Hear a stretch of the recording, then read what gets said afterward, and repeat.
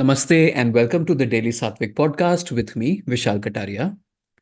In today's episode, I'd like to share a quote by Sri Aurobindo, which goes such: To find your vocation and keep it is a simple and solid rule of life. We, however, prefer to give impartial expression to our gifts, forgetting that the mind is as mortal and as much subject to wear and tear as any perishable thing. Forgetting that specialism is one condition of the highest accomplishment. We insist on burning the candle at both ends. End quote. There are two types of boredom, the good kind and the bad kind. The bad kind of boredom leaves us listless, exhausted, and stagnant and bored.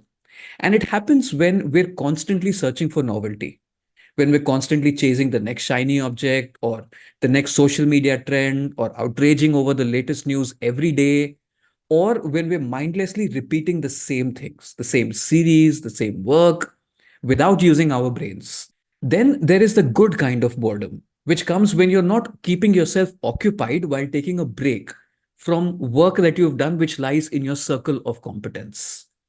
What is your circle of competence? It is the subject area that aligns with your skills and expertise, which means that whenever you assess a situation, then you assess it from your actual expertise and your actual competence, not your imagined one. In effect, you don't overestimate or underestimate yourself while looking at a situation. During this good kind of boredom, when you don't keep yourself occupied, a ton of thoughts could rush into your head, and you never know which dots could connect to give you an aha moment. Obviously, for most of us, the common question is, how do I find what my circle of competence is? Well, I had used the three question framework by renowned business author Jim Collins, and I hope it's useful for you too. The three questions are: one, what am I deeply passionate about? Two, what am I genetically encoded for? Or what activities do I feel I'm made to do? And three is what makes economic sense? Or what can I make a living at?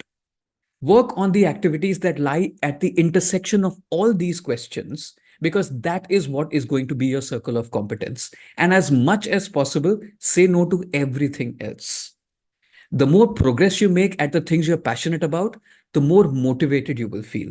Because trust me, there is no motivation like progress. But if you try to move in 10 different directions, you're going to end up bored, exhausted, and stagnant.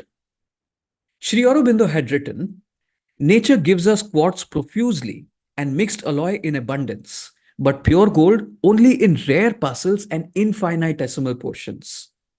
Wouldn't it be a tragedy if we wasted all our gold in this relentless search for mixed alloy and quartz?